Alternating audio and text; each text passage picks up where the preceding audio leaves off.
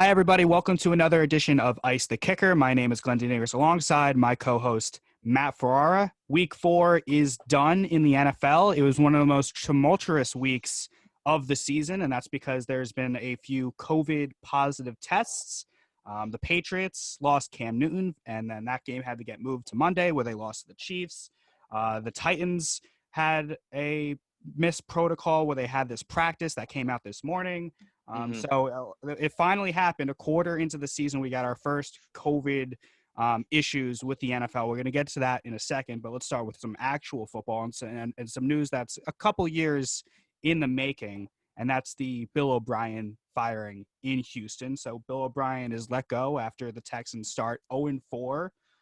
It was a rough start. They had Chiefs, Texans right off the bat first 2 weeks, but since then it hasn't looked good. And reports came out this morning that it was actually J.J. Watt that got into a verbal altercation with Bill O'Brien that led to the firing. So, Matt, it was the leader of the Texans on the field in J.J. Watt that finally put his finger down and said, "This is going to stop here. This is unacceptable." And Bill O'Brien, who everybody was screaming about when he traded DeAndre Hopkins away, everyone in Houston finally gets their wish. Bill O'Brien's out, and the question now is, how does Houston move on from here? Because they got the quarterback in Deshaun Watson, who's fantastic. Everybody knows that. One of the top young quarterbacks in the game. So it's not a teardown situation by any means. This team went to the divisional round last year and had a very big lead before the Chiefs came back. So where do you go from here if you're Houston? Yeah, so Houston's in a very weird kind of predicament here because you're already a quarter of the way through and you're 0-4. So, I mean, statistically speaking, the odds of you getting to the playoffs are still very, very slim. Even though their division, you still play the Titans and the Jaguars. It's still going to be interesting to see what happens. Again, I kind of stumbled upon this question myself, thinking about what do they do from here. And an obscure thing that I kind of said, and it's a little more extreme, I was like, what if they just tear it down? Like you said, it's not a tear down. I kind of think about what if they did, because you look at, all right, you're paying Deshaun Watson, obviously, but you're going to need to get a new coach in there at the end of the offseason. They already gave it to Romeo Crennel, who's the OC, so he's going to finish out the year, obviously. But a new coach is going to have to come in there, and he also has no draft capital because his first 2 picks in the first round and second round are given to the Dolphins. So it's kind of like, what do we do now? So they're kind of expected to win now, and a coach is going to have to come in and win with what he has, and he doesn't really have any ammo to go do stuff and get the team he wants. So originally I was like, all right, maybe trade Deshaun Watson, but that's a little extreme. But then I was thinking about, like you just said, maybe they trade J.J. Watt. Why not? He's one defensive piece.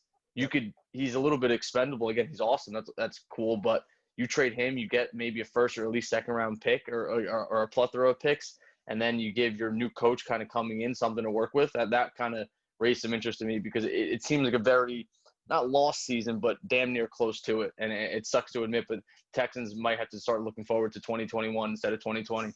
Yeah, and the rough thing you do if you trade Watt is that you're making your positive a negative to make your negative a positive. So if you trade Watt, right, and you get a first-round pick, and you use that first-round pick on, say, a receiver to replace DeAndre Hopkins, well, now your offense is better, but you made your defense much, much worse. So that's kind of the catch-22 that the Texans are in.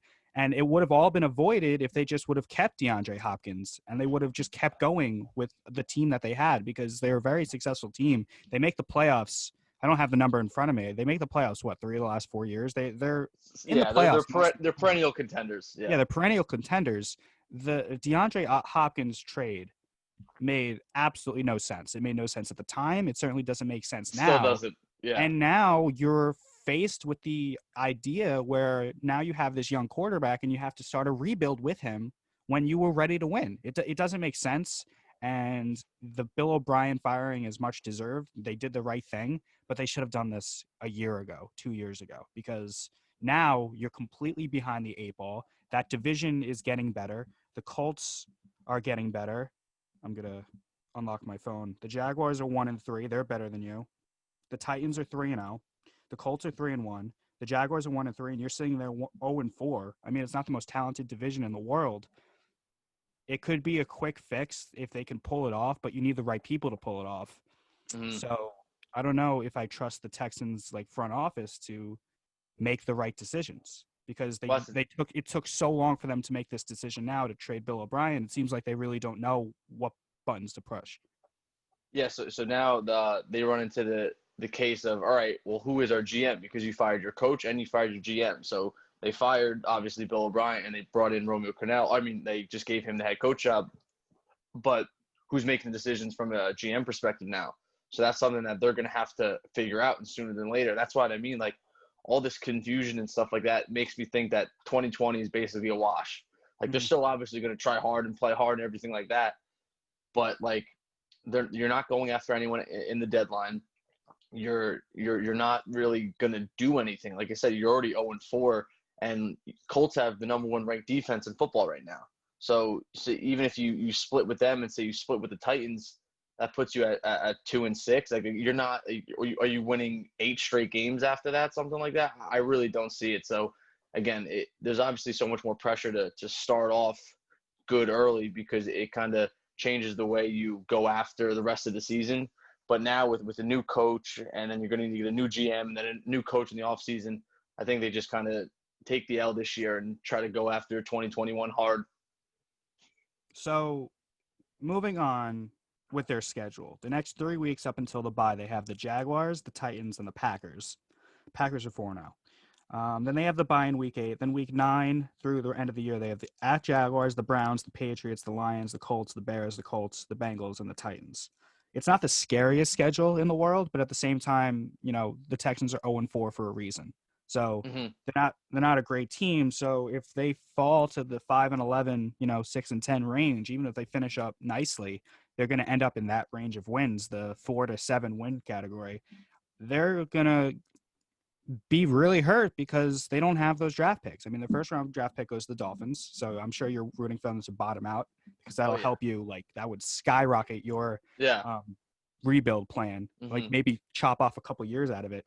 But yeah, it's a good move that they finally did it, but they're staring a rebuild in the face when they didn't need to. Yeah, and again, it's one of those things, and I guess my knock on the Jets, not to always keep shitting on them, but I'm gonna, is they're in a forced rebuild. I would say the Jets, and now the Texans are kind of on the midst of a forced rebuild now. And yes, it's awesome that they still have their quarterback, like they have their guy that they want, they need. However, you are paying him, so when you're paying him, you want him to be good. So it's going to be really interesting to see what they do. And that's why, to me, I feel like J.J. Watt is a guy that towards the end of his deal anyway, and he's still getting paid a large sum of money. I don't see why you couldn't squeeze out a first or second rounder from him. Maybe even a team like the 49ers who are pretty desperate for pass rush right now, and they're still a team that can contend for a Super Bowl potentially. So there's going to be a lot of interesting, I think, bidders in J.J. Watt if he does hit the market. Let's talk about the COVID situation for a second because this was, I guess, inevitable. I think the NFL would have been naive if they thought they can go this entire season up until the Super Bowl without this popping up, and it finally did. It was the Titans, I believe, that had Mm-hmm. their games canceled because of positive tests, and then today they seem to break protocol to have like an unauthorized practice, which is against the rules. And I actually read on Twitter that some are advocating for them to forfeit their game against the Bills this upcoming week. I don't think they'll do that. I think the best way to go about this is just to play these games, and if there's a COVID thing, you're going to postpone it. And then, Matt, this is not optimal. This is not what you want to do for the NFL, but you're going to have to delay the playoffs, and you're going to have to add on weeks towards the end of the season to get these games made up, because it's not like baseball where there's like 60 games and you can base it off win percentage. That's how the Cardinals got in. You need to play every single game in the NFL because Yeah. there's so few of them. Mm-hmm. So they're in a tough spot trying to make all these games up. And now you got a team like the Steelers that have played by the rules that just lost their bye week. They're not going to have a single bye week the whole way. It's 2020 and nothing is fair in 2020. We've learned that time and time again across sports and life and everything.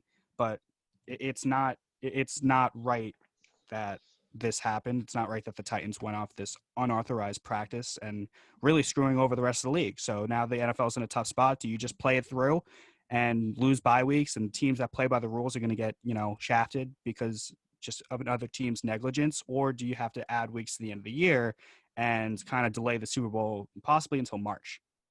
So, yeah, something I was thinking about was not delaying it at the end. I was thinking maybe even you just cut it right in the middle and you do like a 1-2 week kind of just break from everything. And then in those time spans, obviously, you would assume that if someone does have COVID, you give them the 2 weeks and hopefully it'll clear out of their system. But you'll have a better chance to identify who has it, who doesn't have it, and maybe even a contingency plan in place that you kind of put these players in their own little bubble in their own kind of facilities. Like you come to practice, then you go to, say, a hotel or something like that. And I know nobody wants to do that, but if you want football on the field, especially like we were saying, baseball, it was easy to kind of coordinate games, and if you had to cancel, you cancel. But with football, there's definitely a lot more challenges in play. So they're going to have to be a little more strict, I think, in that regard. And maybe you have their own little internal bubbles in their cities instead of going home and going out and doing this, doing that. Hey, maybe you kind of have to just chill in the hotel or in certain areas for the rest of the season, something like that. That's something I think that I could see. Or honestly, yeah, I could see them delaying the playoffs by 2 weeks too. Either one, I think, could definitely happen. But it is unfortunate that you see the Titans kind of take it upon themselves to keep practicing, because now you just saw Corey Davis just got put on the COVID list too. So you have to understand there are rules in place that we're still playing under these circumstances. We have to go through every hurdle that we have to just so we can make sure we have sports on television. And like you were saying, it's unfortunate the Steelers, who are abiding by the rules, now they lose a game. And I know early on it's nice that you have an extra day of rest, but it's like now they may lose a bye week. So it's unfair to them in the long run. Yeah, what the Steelers did, they practiced every day leading up to this game, and then it got canceled. So it's not like they just, their bye week just got changed. It's not like that, because that bye week you might not practice the entire time, or you might give them 3 or 4 days off. They never get that break. So you practice with like game intensity, getting ready for a game that Sunday up until whatever it is, Friday, let's say. Yeah. And then they cancel it for Sunday. So now they don't have that 3, 4, 5 day break that they normally get in a bye, which is a big difference. So the people that say, oh, what's the big deal? It's just moving your bye week from week 10 or 11, whatever it is, to week 4. It's not exactly like that. So the Steelers get shafted in that regard. And baseball did okay, other than the initial outbreaks in the beginning of the season. The basketball and hockey with their bubbles did more than okay. They did fantastic. With the NFL is having a big problem because they're the loosest in terms of restrictions and where you're allowed to be. Obviously, it's the bigger rosters, and it's the most contact of the other 3 sports. But there's already been times where Goodell's had to talk to coaches because they're not wearing masks, which is one of the rules. So the NFL is not doing that great a job of preventing this virus. Cam Newton got the virus, and they had to move the Patriots game and Chiefs game to Monday. And then it came out that somebody with the virus played in that game. Yeah, Stephon Gilmore. Yeah, Stephon Gilmore played in the game while he was positive for corona. That's not good in terms of everybody that he's coming in contact with during the course of an NFL game. So the NFL really needs to button up this coronavirus kind of protocol before it gets even worse, and before the season's done, 1, or 2, more importantly, somebody gets sick, and God forbid, like, worse than that. Yeah, and just touching upon that too. I was, however, very happy that Cam Newton, obviously the Patriots starting quarterback, he got it. And I was very happy that they still played the game, because I was kind of concerned that before the season, say Mahomes got it. Like, imagine that Chiefs versus Ravens game. And imagine, say, Mahomes and Lamar both had it, and they were out for the game. I feel like with how greedy the NFL is with money and stuff like that, they would have just postponed the game, which I don't think is right. Listen, no, we don't want anybody to get COVID, obviously, but if someone does, you sit out and you have a backup for that reason. So I was very happy to see that they still played the game in a timely manner. They played it on Monday, which was perfectly fine. Even if they had to play on Tuesday, who cares? That works too. But I don't want to see a point where, all right, just because the star quarterback's out, we're going to delay everything now. It's like, hey, you got to adapt to it. So it's one of those kind of scenarios. I wonder if the game is treated differently if it wasn't Patriots-Chiefs. I wonder if the NFL really wanted that game to get played that week for those ratings, because that's one of the prime matchups of the entire year. If it was, Titans-Browns, like, who really cares? Let's just postpone it and then figure it out later. So I wonder if the Chiefs-Patriots game got a little bit of an extra kick because of the pressure to play that kind of game, because that's the national audience. That's what everybody wants to see, the Patriots and the Chiefs. Especially when CBS can come on with Jim Nantz and Tony Romo and steal that kind of Monday night crowd a little bit, and maybe steal some ratings away from the ALDS. So I think it kind of worked. I mean, is it weird to say it almost worked in their favor? I mean, they already control the ratings on Sunday. So now that CBS, I guess you could say, in football in general, they had basically all of Monday. So tip of the cap to them, I guess. They did a good job in handling it for just this week. However, Titans and everything like that, and going forward, they're going to need to figure it out a little bit because it's a little too much hands off. So let's talk about what actually happened on the field in week 4. Going through the schedule and the scores that happened over the week, I'm just going to pick the Bills Raiders, and that means Josh Allen, and that can get into our MVP discussion. So the Bills beat the Raiders 30-23. And it was another big game for our favorite of the show, Josh Allen, went 24 for 34, 288 yards, 2 touchdowns, 0 interceptions. The Raiders, they're okay. They're 2-2, but Buffalo 4-0, and leading that division from the Patriots, who have won the last million AFC East crowns in a row. So you got Allen at 4-0. You got Russell Wilson at 4-0. You got Aaron Rodgers at 4-0. You got Patrick Mahomes at 4-0. My question is this: which quarterback is more responsible for that 4-0 start, and which quarterback is the MVP through the quarter pole of the season? So, again, all great options. I would narrow it down to Russ and Rodgers, and I think I have to give the nod to Russ just because of how terrible the Seahawks defense has been in letting up points and letting up yards and everything like that. And same thing with Russ's offensive line is still nothing to brag about. But when you just watch him play, and obviously I got a chance to watch him firsthand against the Dolphins this week, he is absolutely electric with the ball. I mean, he scored against the Dolphins. He was a 75-yard drive in 26 seconds. One little blown play by a rookie cornerback, and he throws a ball going across to his weak side, slings it 51 yards in the air. I mean, that's hard to do, and it's something that obviously is MVP caliber. And he had a quote out today talking about the MVP, and he was saying, "I don't want votes. He's like, I want to win the whole thing, basically." So clearly he sees what the national media is kind of disrespecting him in the terms of being the MVP. So he's out for blood, and he wants it too. Not saying Rodgers is bad, but Rodgers would definitely be my number 2, and then honestly maybe Allen and Mahomes right below there. I think what hurts Mahomes in this kind of race for the MVP is that it's just second nature to us now. Like, he does things that anyone else would be like, holy shit, I can't believe that just happened. And when Mahomes does it, it's kind of like, yeah, that's kind of like what he does. It's not really that special. Almost like how in basketball, I mean, like how LeBron, like he didn't win the MVP. I was thinking the same thing. Yeah. Giannis got the MVP, right? It was Giannis. Yeah, I don't follow basketball this year that much because, it's not my favorite. But Giannis got the MVP. But if you look at what LeBron's done in this singular season, it's head and shoulders above what Giannis has done. What he means to the Lakers compared to what Giannis means to the Bucks. The things that LeBron does, even when he's not contributing on the scorecard, how he facilitates to other people. LeBron should be the MVP every year. But because we as fans or the people that vote in the media just come to expect it, and it's not really impressive anymore because it's done over and over and over and over, then that hurts a guy like LeBron. That hurts a guy like Mahomes. It hasn't hurt Trout yet because Trout still wins every year, but kind of the same conversation.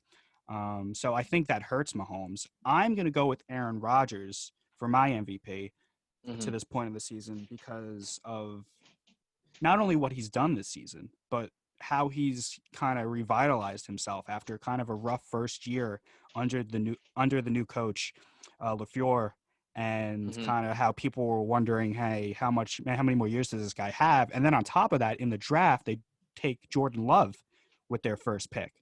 If you're Aaron Rodgers, that's completely insulting to you. And he's clearly come out this season with a chip on his shoulder, and he's playing like he was playing like 10 years ago when he was winning that Super Bowl. He's absolutely unreal. I know the division he's in isn't the best. The Vikings have been a major disappointment. The Bears are the Bears. Who knows who their quarterback is week in and week out. But Aaron Rodgers is on a revenge tour this season. And I don't think you're wrong by picking any of these 4 guys for MVPs at this point, but I Mm-hmm. think Aaron Rodgers is my guy as we speak in week 5. And to touch upon that a little bit, he had a quote. He was on the Pat McAfee show, Aaron Rodgers, and he said, I "quote saw this.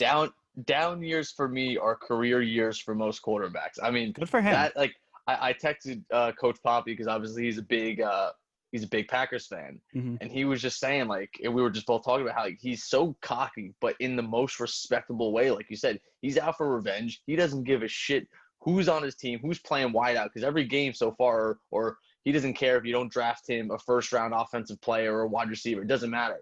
You got Scantling out there. All right, he's hurt. You got Lazard out there. All right, he's hurt. Devontae Adams, he's hurt. It doesn't matter who's out there. He's just making it work. And I think that Saints game was awesome for the national kind of fans to see how good Aaron Rodgers is. And I think with him versus Brady almost getting the nod a little bit over him just because of his team success has kind of overshadowed Rodgers. So I think he's really kind of coming out of his out of the shadow of Brady and coming out of that that kind of, I want to say, like pigeonhole of being an older quarterback, and age to him does not matter at all. And he's out there to keep his job for a lot of years coming. And honestly, the way Rodgers is playing right now, Jordan Love might not even be a Packer for much longer. Who knows? No, he might be trade bait at some point. I think Aaron Rodgers is like, hold the phone, kid. Like this is not for you. 27 for 33 against the Falcons. I mean, the Falcons aren't a good team, but give credit where credit is due. Of course. 327 yards, 4 touchdowns, 0 interceptions, 4 touchdowns in one game. That's more than the entire Giants team has the entire season. Had to throw that out there. I don't have Aaron Rodgers' total stats for the season in front of me at I think it was like 12 touchdowns, no interceptions. He has no turnovers, right? Yeah, none. That's which absurd. is so that's what in he today's does every NFL, year, where you're throwing the ball constantly and how the running game is kind of subsided. To Mhm. not throw one turnover, to not even have one tipped at the line and up into a linebacker's arms, it's absolutely incredible. So Aaron Rodgers' complete revenge tour. So he would be my MVP at the moment. So I think your top 4 are correct with the Russell, Rodgers, Mahomes, and Allen. And I think, I think somebody said, I read that someone said that, someone of note, obviously somebody important, said that, the Bills haven't had a quarterback like Josh Allen since Jim Kelly, those years where they went to the 4 straight Super Bowls. And when you think about it, he's kind of right. I mean, Ryan Fitzpatrick, Tyrod Taylor. These aren't guys that's it. They're not going to blow you away, so to speak. So give it up to Josh Allen. I mean, he was in that quarterback class. And I remember in that draft, it was all about Baker, and then it was all about Darnold. And then Allen was that third guy that kind of wasn't, that he wasn't on that echelon of what Mayfield and Darnold were supposed to be. He was like that kind of like third wheel. And you can make the argument that he, through the first 3 years of their careers, he's been the better quarterback of that top 3. I remember it was Mayfield, it was Barkley, then it was Darnold, and then it was Allen, right? So, I mean, the Bills must be really happy that Allen fell to them. Yeah, I mean, again, now we're at the point we have to give credit to Josh Allen, which we've been for the past couple of weeks, and it's just the way the whole team is constructed around him too is just so perfect, and that's not taken away from him, but it's just he's in a perfect situation right now. And even you see like the way they use him offensively, they'll do those run option plays, even though people don't want their quarterbacks getting hurt and stuff like that. It doesn't matter for him right now. They're saying, hey, we're going to use you how we're going to win games for right now. They're not really thinking too much down the road.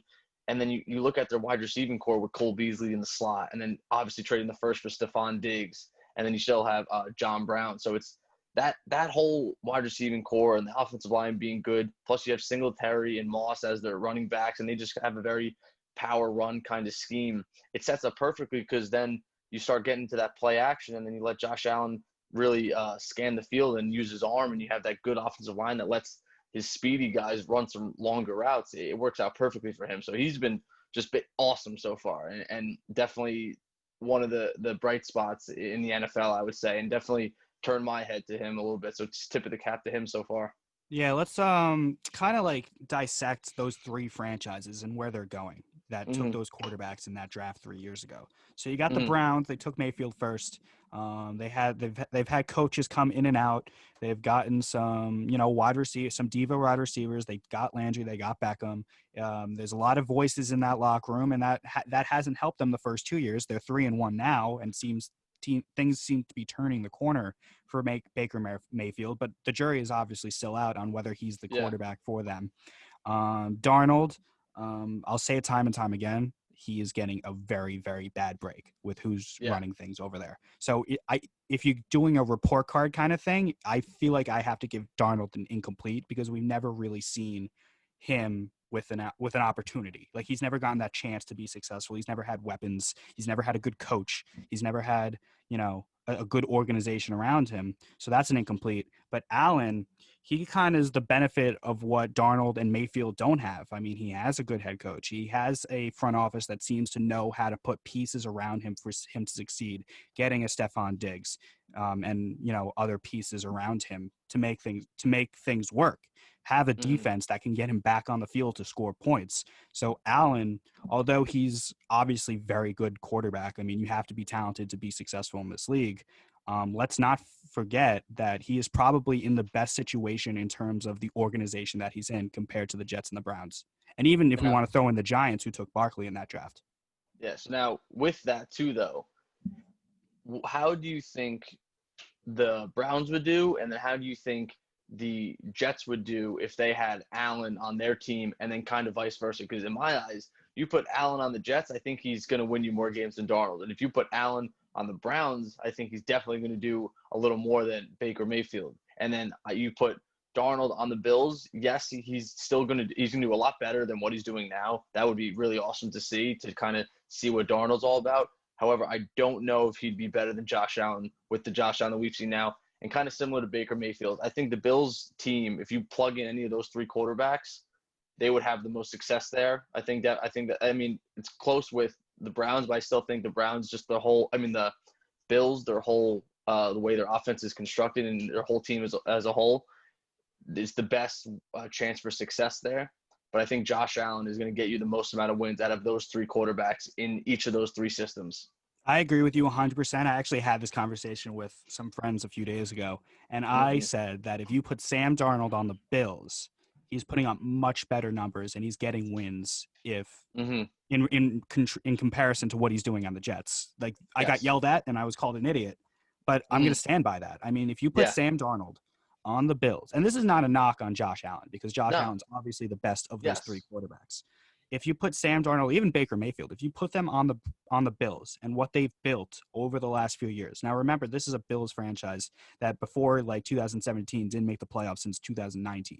And now they've made Mm-hmm. it 2-3 years and they're going to make it this year. So, and they haven't been the best franchise over the course of the last 20 years, but they figured it out in recent years. So if Mm-hmm. you put Darnold or Mayfield on the Bills, I think they're putting up similar numbers to Allen, and I think they're winning games because I certainly don't like what the Jets are building. I don't think they have any Yeah. direction or any future at this moment.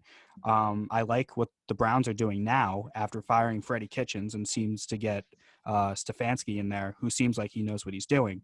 Yeah. But I guess where I'm trying to go with this is I think, Allen obviously has the best franchise around him. And if you put those two other quarterbacks who are also very talented on the Bills, they're having similar success. That's my Yeah. opinion. No. Yeah. I'm 100% with you there, and it's always a tough conversation to have when you're comparing guys, and I've kind of found it when I try to debate who's better, who's this, who's that, is because every situation is different, every system is different, and every person's different, and that's why I wanted to give credit Allen being the best out of those three, because if you put him in the other situations on the Browns, on the Jets, I think he has the most success. So that's kind of what you have to look at. You have to try to put all the other guys on the Bills. How would they do? We both agree that they would be better. However, I still think we agree that Josh Allen gives you the best chance to win no matter what his kind of supporting cast around him is. And I think this conversation can break off into another one about, when it's time to say goodbye as a franchise to a guy like Darnold if the Jets get the first overall pick. Now, they lost Mm-hmm. to Ripon on Thursday Night Football. Darnold got hurt, came back in. It's not known if he's going to play on Sunday. No, they said Flacco starting. Is Flacco starting? Or was this Yeah. today? Yeah. Just Oh, wow. today it got I missed announced. that. Yeah. Okay, so, Darnold's not playing. So it's becoming increasingly likely that the Jets are going to go in 16. So we had this I guess you conversation could say before that. already. Like, if Lawrence is there, yeah, you could take him, but do you trust the franchise to make him better? Like what we just talked about. If they took Allen and Darnold was on the Bills, are we having a flip-flop conversation about how Allen sucks and how Darnold's lighting it up with Buffalo? So I saw this. I think it was his name's escaping. Mike Greenberg, right? Yeah. Get Up said if you're Trevor Lawrence and the Jets are number Oh, one, yeah. you might consider going back to Clemson because you got to be with the right franchise. So we saw Eli do it in 2004. The Manning Hmm. family, Archie Manning, did not want his son going to the Chargers. He didn't believe the Chargers can do what the Giants could do with Ernie Accorsi at the helm. If Hmm. you're Trevor Lawrence and you have the power to go back to Clemson and kind of dictate where you are or where you get picked, do you say, I'm not going to the Jets? Is that something, So, if you were Trevor Lawrence and you were the first overall pick, you were the highest hyped college quarterback since Andrew Luck, let's say, mhm. are you saying, I'm not going to the Jets?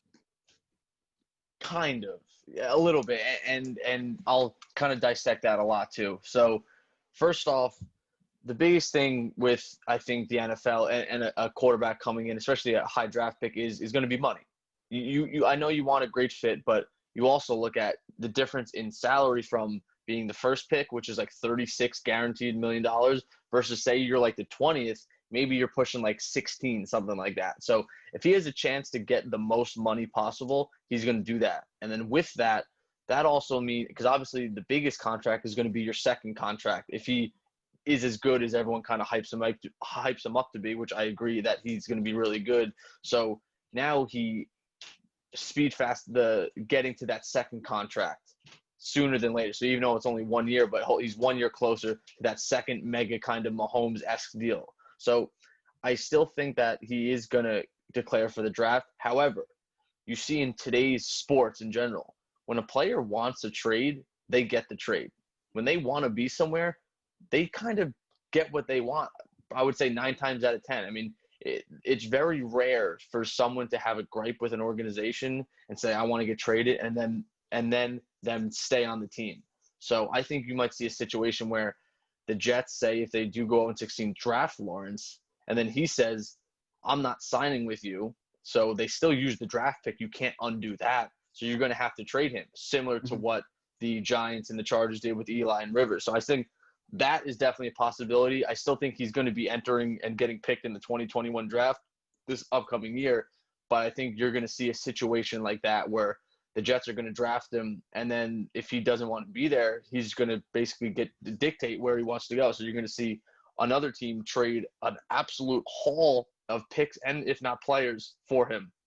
Yeah, and we remember the draft day kind of videos in 2004, Matt, when Eli's holding up the Charger jersey. He's not even smiling because he Yeah. knows it's not going to happen. Mm-hmm. So I think that's a really interesting idea if the Jets draft him, and not even like move back in the draft before drafting him, like actually take him. Yeah. So like people know what they're trading for when they trade with the Jets because if they trade before the draft, you might not get that haul as you would if you actually physically had the pick for Lawrence. So Yeah. I wonder if you're right, the Jets could theoretically take Lawrence and then trade not only maybe trade Lawrence but also maybe trade Darnold on a draft day trade.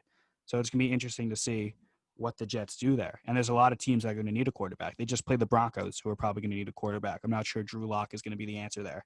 The Mm-hmm. Vikings, Tom Brady's The not Li- getting any younger. Like the there's Lions, the obviously. Yeah. Saints, the Lions. There's so many teams that need a quarterback.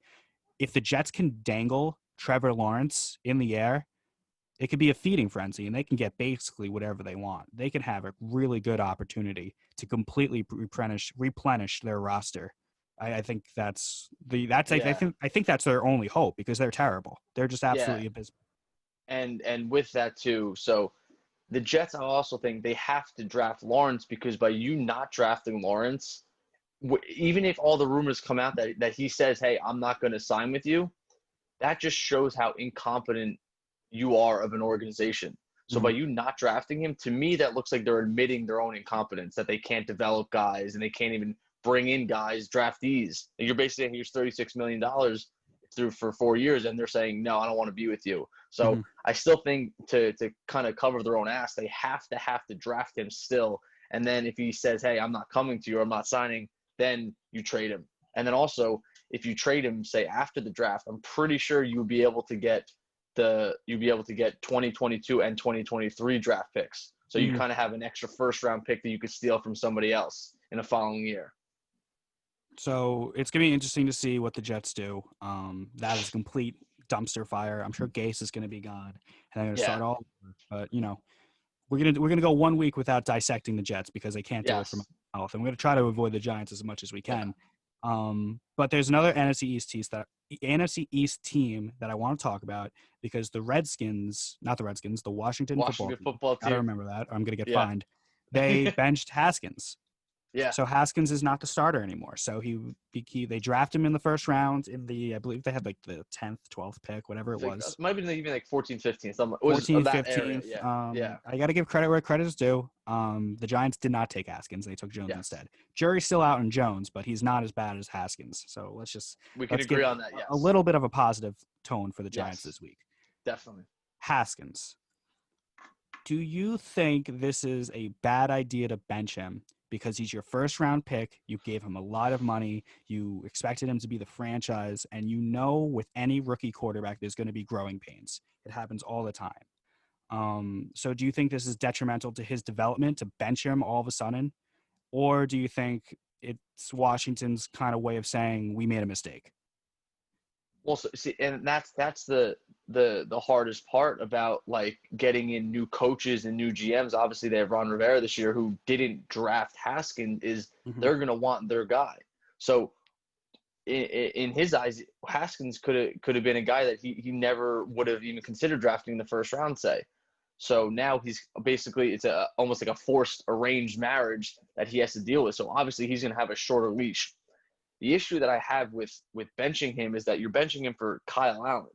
So it's not like you're benching him for this like other young, potentially stud rookie or even like a better vet. Like who is Kyle Allen? So it's like, and even to a locker room, like how do you say, all right, Kyle Allen's giving us the best chance to win today? Even with how bad Haskins has kind of been playing, like that just doesn't make too much sense to me. So I texted right when I saw that alert earlier this morning. I texted some of my friends. I was like, the Washington football team are officially on the tank for Trevor or even something, whatever that rhymes with Justin Fields kind of sweepstakes now because, they clearly don't like Haskins as a quarterback through 4 games only. Imagine if they gave him a full season. It seems like they're already kind of writing him off or they're clearly looking for other options. So I think you're definitely going to see Washington as another team who, if they have a good enough draft pick, draft either Lawrence, Fields, or kid Trey Lance from North Dakota State. I don't see the reason to bench Haskins other than the fact that maybe they think they can still win the division. Because that's the division's very bad. I think they're a game out. I don't know. Whatever. I think the Giants are a game out. I think everybody is like a game or a game and a half out. Because if you use common sense, right? We're not in the Redskins they're not in the Washington football team organization, right? So we're not going to have these rose-colored glasses for their chances in the playoffs. You and me can see that they're not going to make the playoffs. They're not a good football team. So if they're not going to be good, kind of like what the Giants or what the Jets are doing with their quarterbacks, just ride it out. As long as they're healthy, just ride it out. See if something happens because you're not going to win either way. So you might as well lose with the guy that you took that high draft pick with to see how they're going to do and how they're going to play over the course of 17 games. And then if it doesn't work in January when the season's over, then think about a replacement. Benching Haskins doesn't help your franchise at all. It kind of puts them in this, middle ground of nothing. Yeah. So obviously every time we talk about a young rookie quarterback or even second year, it reminds me of the Dolphins' own situation with Tua. And I am kind of coming along to the thought of, hey, like you just said, you're really not like you don't know what you got basically until you see it. So that does make me want to see Tua. And then even for the Washington football team, for them to want to see Haskins. And the biggest thing when we look at teams is Washington's goal of the season to just make the playoffs. No, you want sustained, continuous, potentially championship success. And if that's the case, and if that's your goal, then you need to see what Haskins is going to give you, because Kyle Allen is not that answer. So if their goal is just to potentially win the division at 7-9 and get spanked in the first round of the playoffs, then yeah, maybe go with Kyle Allen. But that does nothing for your long-term kind of plan, or your long-term continued sustained success. So I definitely think it was way too early to kind of bench Haskins. I mean, again, they're like you said, probably one game out of the division. He hasn't been doing well, but we're only a quarter of the way through the season. Yeah. So it's like you have you stack two good games together back-to-back weeks, and he could be the greatest quarterback in the NFC East. Who knows? So I thought it was definitely a little too early, and it doesn't really do anything for their franchise for where they're at right now. It doesn't make sense to me. This has just been my opinion on, I guess, like coaching in general throughout my whole life. Like in my opinion, you don't learn by just watching. You learn by doing. Like, you're out there. So if you're the Redskins, if you're the Washington football team organization, I'm gonna die. If you're the Washington organization, and you just have Haskins, in year 2 and then next year in year 3, just holding a clipboard, you're doing a disservice to the kid and to your franchise, because he's not learning. He's not learning how to read progressions in the NFL. He's not learning how to see disguised defenses at the line of scrimmage. You don't do that during the week in practice, because you're going up against guys that have the same helmet on as you do. You can't, go over progressions. You can't read defenses. You can't, audible at the line of scrimmage when you see something you don't like. You need to learn all of those things in live game situations. And that's why I've always felt, as a football fan who's watched like quarterbacks come into the league, if as long as they're not hurt, or as long as the offensive line is so bad that they will get killed if they're put out there, you should throw your rookie quarterback out there right away, as long as they're competent and ready. And I feel like maybe it was a mistake to put Haskins in last year in that Giants game at all. Once you put the quarterback out there for the first time, he's your guy. You can't bench him, because that fucks with your franchise, and that certainly fucks with the kid's confidence. And now Haskins, who knows what this leads for the rest of his career, because this is a huge step back, because you named him your guy last year, middle of the season, when they took out, was it Grossman? I don't even know. Keenum, I think. Keenum, right? So they took out Keenum, and they said, Haskins, go out there. I think Keenum got hurt week 3 against the Giants. They said, Haskins, go out there. And he did, and he played the rest of the season, and then he played up until week 4 this year. You got to ride with it, because the second you take him out, the confidence is done with Haskins. And your belief in him as a franchise is also done. So now the Redskins are on my list of teams that are going to be looking for a quarterback in the offseason. Yeah, we'll bleep those out later. But yeah, it's just it really is just interesting to see kind of how they handle it. And I'm a big believer in competition, but like Kyle Allen versus Dwayne Haskins, like, again, I don't really Alex see Smith, who hasn't played in 5 years. I don't see the competition there. Like when you looked at when it was Alex Smith versus Mahomes, when they were together, like, that's some serious competition where, hey, maybe the young rook shouldn't really play yet, and then if he does play, which he did week 16 or week 17, whatever it was, he earned it. And same thing with, like, even when you had Lamar and Joe Flacco, like, that was like a decent amount of like kind of comparable competition there. And then you look with obviously Rodgers and Jordan Love right now. Like, Jordan Love is going to have to be the next coming of Christ to kind of take over Rodgers' spot. But you look at, all right, say Rodgers got, or even say all those other guys, those old veteran guys got benched for a young up-and-comer, and it's like Haskins is getting benched for Kyle Allen. It just, again, I agree with you. It doesn't really make much sense. And that's the biggest thing also I like that you mentioned with the rookie quarterbacks, is that once you kind of roll with him, like, you almost like can't take them out. Like you said, it's like once they're in, like, they're in. And I think that's with the Dolphins right now. That's why they're kind of delaying it, because they feel they still want to roll with Fitz, and they understand the kind of severity of the situation that, hey, once he's in, like, he's in, and you're not seeing Fitz again probably for the rest of the season, barring an injury. So I think the Washington football team, you almost got me there, is definitely in a what are we situation right now. And that's the biggest thing with football, that you need to know who you are as a team. Are you competing? Are you not? You need to figure out where you are, and you need to figure it out pretty quick, because once you're in the middle, you're shit. You're absolutely shit, and it's a terrible kind of thing to try to dig yourself out of. Yeah, I was about to say the same thing before you said it. You're either competing for a Super Bowl, in my opinion, or your division, or Mm-hmm. you're and you're going to be bad. There's no Yeah. in because once you're in between, then as you said, you don't know who you are as a franchise, and that's I feel like where the Washington football Washington team football is, team. and it's going to be interesting to see how it progresses over the course of the season and into the offseason. So last segment, with about 10 minutes to go, let's talk about the upcoming week. Let's talk about the big games that are happening in week 5. I think the biggest one's actually going to be tomorrow on Thursday Night Football between the Buccaneers and the and the Bears. It's going to be the full against Brady, the rematch of that Super Bowl.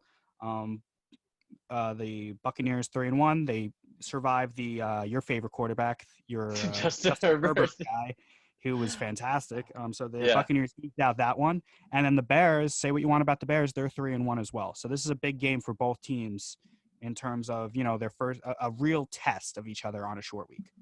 Yeah, I definitely wanted to show some love to the Buccaneers and to Brady specifically. One of my friends, Nico, he was busting me because he says we don't talk about the Buccaneers and Brady enough. So I said, all right, we'll give him his segment right now. So Tom Brady threw that one pick six, and this is his second one of the season in that game, and everybody was like, he's done, his arm shot, he's this, he's that, and then he ends up with 5 touchdowns in the game. So Brady almost has that like little bit of like Trout treatment for some reason. Like after week 1, I feel like we didn't really hear about him too much. Mm-hmm. Like even again, his game against the Chargers, like I feel like we didn't really hear about him too much. And I think this Thursday he's gonna be like, oh, we're playing in a nationally televised game again. I'm about to show out. So again, I've always been a Brady believer. Like that one game against the Saints seemed to everybody, all right, now we wrote him off, and then he comes back with a low key kind of 5 touchdown game. And I'm still a believer in Brady and that offense and what they're doing. And I still think their defense is just their defensive front with Shaq Barrett and Vita Vea and Ndamukong Suh is just an absolute force to be reckoned with. So I think them being a fairly newer kind of bunch of guys, obviously, especially offensively with Brady at the reins, it's going to take them some time to figure it out. But I think you're going to see Thursday, and I think they're going to beat the Bears pretty handedly. It's going to catapult them into a really serious Super Bowl contending little run they have going on there. I think the reason why we don't talk about Brady as much on this show, or really a lot of shows like on the mainstream kind of media markets don't talk about Brady that much, because it's just business as usual with him again. Like it's not. It was a novelty the first week because it's the new team. Yeah. It's a guy who's been 20 years on one organization. He's moving over, a la Peyton going from Indianapolis to Denver, a la Steve Young going from here to that. Like all these quarterbacks that move, like Brett Favre to the Jets. After that first week, becomes a novelty, and then it becomes business as usual. Tom Brady's a winner, and he's going to win games. And it's more of a story when he doesn't win games than when he does. So when he wins games, it's more, that's what Tom Brady does. Tom Brady wins games no matter where he's at. So that's kind of the reason why I feel Tom Brady's flown under the radar. Also because, Tampa is not, New England in terms of, of course, the franchise. But, yeah. I mean, you look at his stats. I mean, through a quarter of the season, he's got 1,100 yards. He's got 11 touchdowns, 4 picks, again, which isn't terrible.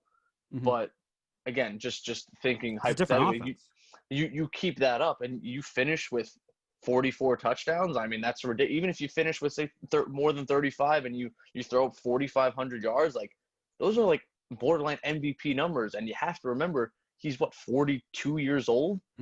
So it's like you see all these guys like we were talking to Rodgers before about too, who's still doing it at an older age. He's not 42. So Brady, I think Thursday is going to be a huge, huge game. And I think he might put on a 3-4 touchdown performance and say, hey, what about me for MVP? Why not? I think you might see that. It's the only show in town. It's going to be the only game on in the NFL. That means the entire league is going to be watching it. That includes, Robert Kraft and Bill Belichick. They're going to be watching that game. So Tom Brady is going to show up. He's going to just push the ball down the field. He's going to put on an absolute clinic against a Bears team that, in my opinion, are fortunate to be where they are at 3-1. Agreed. Yes. because, you know, there's 3-1 teams, and then there's kind of like those 3-1 pretender teams because it's still earlier in the season. That's where I am with the Bears, because you don't know who their quarterback is. I mean, Trubisky is hit and miss, and then Foles is, he won that Super Bowl with, Philadelphia, and that's the reason why this game is going to be the national spotlight, because it's a rematch between those two quarterbacks. But, ever since leaving Philadelphia, Foles hasn't been the same guy. Yeah. So I think this is a big, big opportunity for the Buccaneers to really show that they're a Super Bowl contender, because we don't talk about them. We talk about the Chiefs, we talk about the Ravens, we talk about the Packers, we talk about the Seahawks. We don't talk about the Buccaneers. So I think this is an opportunity for Tom Brady to say, hey, we're going to be in this conversation as well this year. A good point you brought up talking about pretender teams. Two teams, when you kind of look at the landscape of just the NFL, that to me could be pretender teams.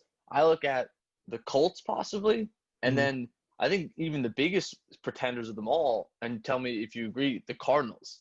I just throughout the first again, the Colts are what, 3-4-0. The Colts are 3-1 right now, and they have like statistically the best ranked defense. However, I don't see Phillip Rivers doing anything for them. But even building off of them, you look at the Cardinals with Kyler Murray, and same thing, like a pretty high-powered offense, and they're 2-2, and he had a pretty bad day, and their defense hasn't really been anything to brag about. Are they the biggest pretenders, I guess you could say, in the NFL? Cardinals are sitting at 2-2. Here's the thing: that division is tough. Yeah. So you got the Rams, you got the Seahawks, and then you got the Niners at 2-2. The Niners, as they get healthier, you got to think they're going to separate themselves from the Cardinals a little bit. And it's going to be more of a 3-team race with the Seahawks, the Rams, and the Niners. Now, let me ask you this in terms of pretenders, because I saw them last week just barely squeak out a win against the Giants, and it took a Daniel Jones interception at the goal line at the end of the game for them to secure the win. Do you think the Rams are contenders or pretenders?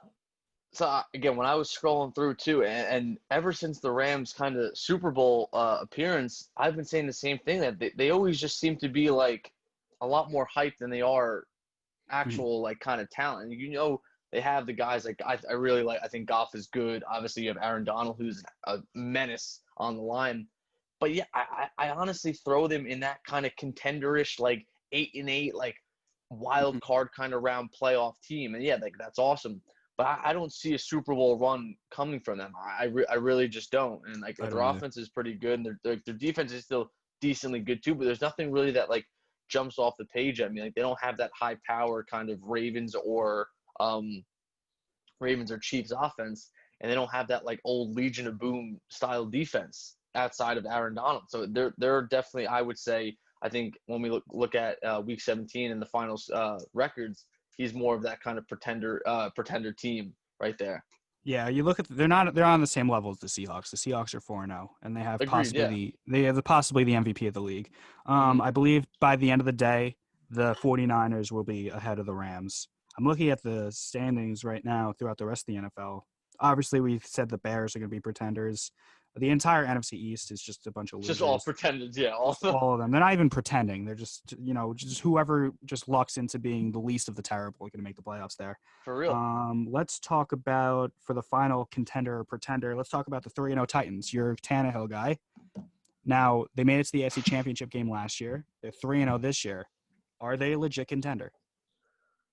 So, I'm going to say yes, a contender, just because, again, you look at that division with the 0-4 Texans and the Jaguars, who obviously were leading the tank for Trevor Lawrence kind of sweepstakes early on, and then Indy, who I just said I think is a pretender. So somebody in that division has to be a contender, and I think it is them. And their offense still is kind of the same. We're going to run it down your throat with the occasional play action, make sure Tannehill only throws it like 25 to no more than 30 times, more high percentage kind of completion rating, stuff like that. And their defense is still good. Obviously, getting Jadeveon Clowney, that was a very, hey, we're going to win now kind of move. So I do think they are definitely contenders. I think their defense and then their coaching especially, like they could stumble into the playoffs. And if you run into the Chiefs, like why couldn't they beat them per se? They had a lead last year.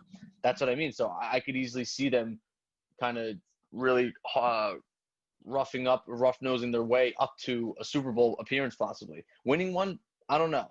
But I definitely think they are legit contenders. Yeah, I think that's a lot of interesting things that can happen throughout the next 3 quarters of the NFL season because we're 25% done. And this is the point towards, as we get closer to Halloween, especially when we get to Thanksgiving, where the Hmm. contenders show themselves and the pretenders kind of fade off. And then we really get to see who's actually going to be in the conversation to win the Super Bowl. But until then, that will wrap things up.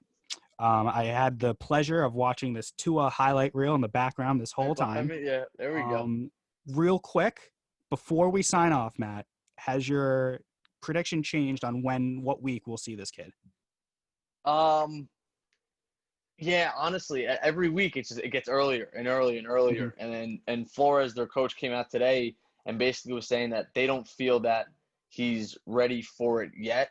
Mm-hmm. However, I kind of think that very Belichick has to say that because I don't think he wants to have a QB controversy on his hands. So he kind of sets the record straight. Say, hey, Fitz is our guy. Like it came out in the national media that Fitzpatrick is starting in week 5.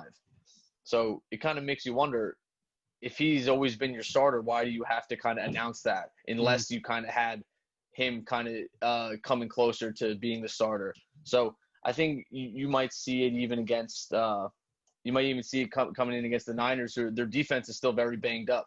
So why not? Again, it's getting closer and closer and closer every single day, but we'll figure it out. We'll Yeah, get there one day. it's gonna be quite a day in Miami. It's gonna be quite a day in the Ferrara household when Tua Yes, that's finally for sure. straps it on for the Miami Dolphins. But until then, we're gonna log off and we're gonna see you guys next week. For Matt Ferrara, my name is Glenn Deniers. Thank you for listening to Ice the Kicker, and we'll see you next week. Adios.